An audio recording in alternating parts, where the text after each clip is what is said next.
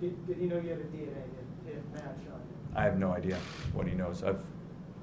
I don't know. When you guys went to go arrest him, had he already been aware that you guys had? I'm not going to comment on anything on that part of it, anything he may have said or what he thought. I just don't know what he thought. Obviously I don't have access to him. I can't question him, so I can't answer that in any. He had no idea until he was arrested while cooking dinner. Was it something like that, or did this guy know he was under suspicion?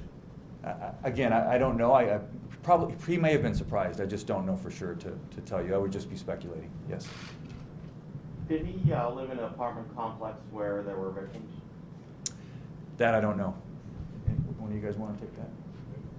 Yes. He did. So he Do you know lived. how many victims? There are 6 named victims in the complaint. Right. Were they all living at the same apartment? No, complex? not all of them. And Okay. is this the former Corona Point, or the current Sam Corona? Pebbles, yeah, Corona, it was the Sam Pebbles back then. I saw another hand up in the back. Yes, sir. I was just wondering if you had a chance to speak to the victims or survivors, however you want to name them, and what their and their families' reactions have been. Incredibly grateful. They're looking forward to justice, but but we're not there yet. The road's just beginning, right? We need to take this into court. Obviously, today we're filing charges. He enjoys the presumption of innocence, so we're going to go into court and prove this case. What sort of profession did he have, and did that help him gain access to people? I don't believe it did.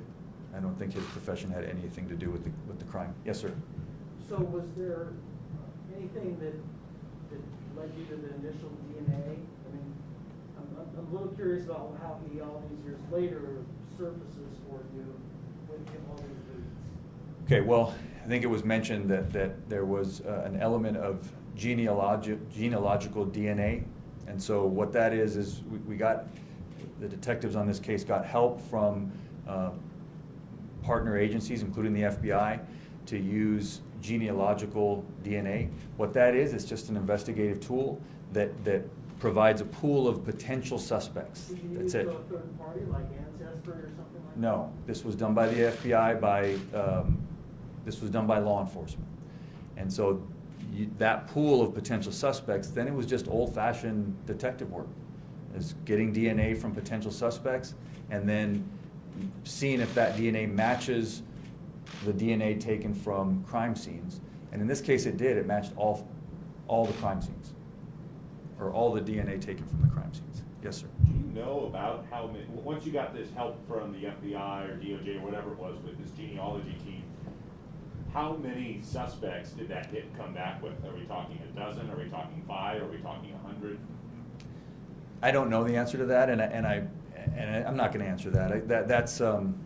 That's too much information that I want to give right now. And it was a pool. It wasn't. It was a pool of information that genealogical testing in general provides law enforcement just with an investigate. It's just an investigative tool. It's just a pool of potential suspects that they then have to go and further investigate.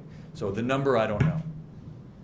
Yes, sir. In rape cases, do you need more evidence than the DNA, and what sort of work you still have to do to acquire that? That's a good question. In rape cases, obviously DNA, in any case, in any criminal case, DNA, especially with technology the way it is today and the science as much as it's advanced, DNA is powerful evidence, no question.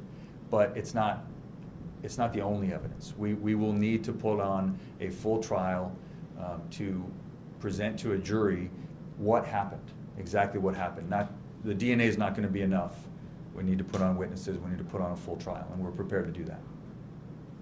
And will any of the victims testify, or are they willing or able to testify? I'm going to leave that to our trial lawyers. My assumption at this point would be yes, the victims will testify, but in terms of which ones, when, and how many, I'm going to leave that to our... Are they all alive still? Yes.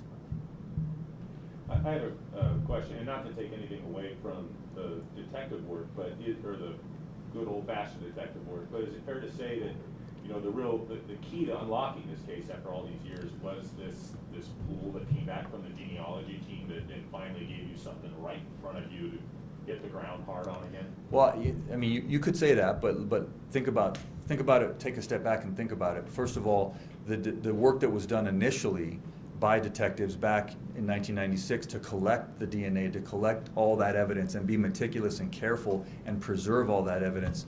Without that, that's the key. I mean, that's the real key to the case, is that when police go into a crime scene, they take apart that crime scene, they document every inch of that crime scene, they swab it, they take material, they have no idea if it's ever going to lead to anything. But they do that in every case. They're gathering facts, and they have a protocol that they go through. And it's that great detective work back from the time that these incidents occurred. In my opinion, that's the key to the case.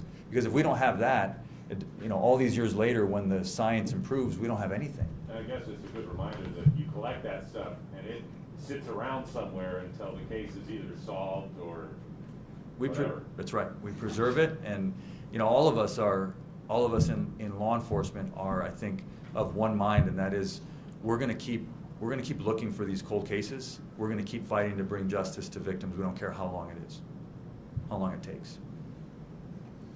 Any other questions? All right. Thank you all for coming. Media, I have flash drives that have the complaint as well as the PDF, the photos if you want them.